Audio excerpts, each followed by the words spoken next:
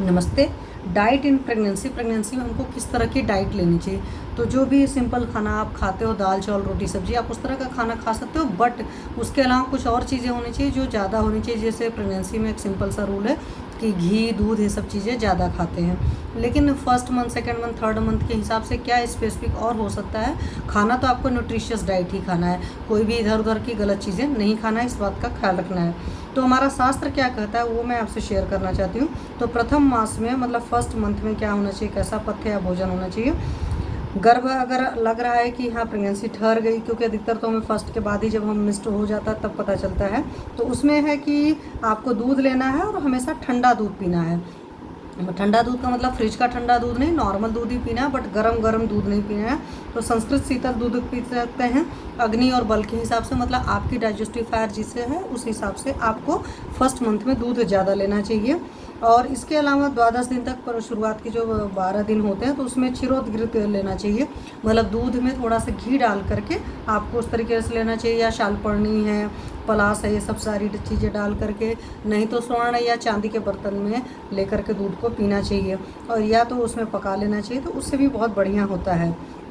लिखा एकदम साफ साफ कि स्वर्णिम रजत के पात्र में क्वथित तत्पश्चात शीतल किए गए जल के अनुपान से लें। तो आप इस तरीके से चीज़ें ले सकते हैं और अच्छा फ़ायदा करेंगी।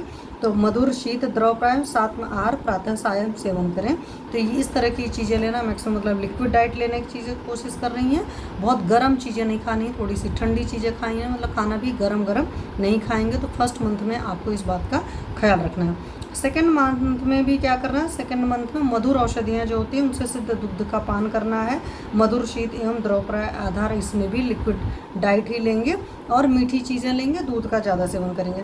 थर्ड मास में क्या करेंगे, मधु और घी जो है इन दोनों से लेकर के दूध में डाल करके लेना है। मधुर शीत द्रवप्राय आहार विशेषकर इसमें षष्टिक औदन है, मतलब कि षष्ठी जो चावल है उसको दूध के साथ लेने के लिए थर्ड मंथ में बोला गया है। फोर्थ मंथ की बात करेंगे, दूध से निकाला हुआ मक्खन का सेवन करना है। दही के साथ, यहाँ पर दही के साथ आपको चावल का सेवन करना है। और जो लोग नॉन वेजिटेरियन हैं उनको जांगल मांस के साथ दूध दें और नवनीत से संस्कृत रुचिकर अन्न दें। मतलब सिंपल सी बात है, प्रेगनेंसी में आपको दूध घी इस तरह की सारी चीज़ें ज़्यादा खाना है। फिफ्थ मंथ की बात करें तो इसमें क्षीर सर्पी है। क्षीर मतलब दूध हो गया, सर्पी मतलब घृत हो गया।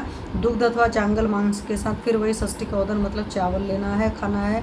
या चिरोदिर सर्पी से संस्कृत रुचिकर भोजन लेना है, मतलब जो भी खाना खा रहे हो तो उसमें दूध है घी है इस तरह की चीज़ें होनी चाहिए, इस बात का ख्याल रखिए। लेकिन अब इसका मतलब नहीं है कि आप खाना खा रहे हो खाने के साथ में दूध खाएंगे। खाने से 2 घंटा पहले या बाद में दूध का सेवन करना है। जैसे मान लो चावल खाए तो चावल तो दूध के साथ अकेले खा सकते हो, तो उसमें थोड़ी नमक पड़ता है, इस बात का ख्याल रखेंगे।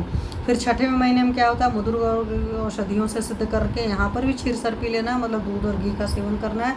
गोक्षुर से सिद्ध क्षीर लेना है, तो गोक्षुर से सिद्ध क्षीर ले सकते हैं, या गोक्षुर से सिद्ध वागु का सेवन कर सकते हैं, या गोक्षुर से सिद्ध घृत का सेवन कर सकते हैं, वो 6 मंथ में बोला हुआ है।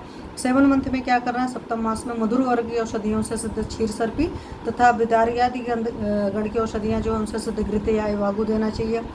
अष्टम मास में क्या करना चाहिए, अष्टम मास में क्षीर से बनी हुई घृत मिश्रित या वागु देना है, अथवा केवल घृत मिश्रित या वागु दे देना है, तथा जांगल मांस रस का सेवन कराना है। नवम मास में स्नेह युक्त मांस रस देना है तथा ओदन अथवा अधिक स्नेह युक्त वागु का सेवन करना चाहिए। मतलब इस तरह की खिचड़ी आप खाएंगे जिसमें आपका घी वगैरह ज़्यादा पड़ा रहेगा। तो ये इस तरह का मतलब डाइट आपकी या पथ्य इस तरह का पालन करना है।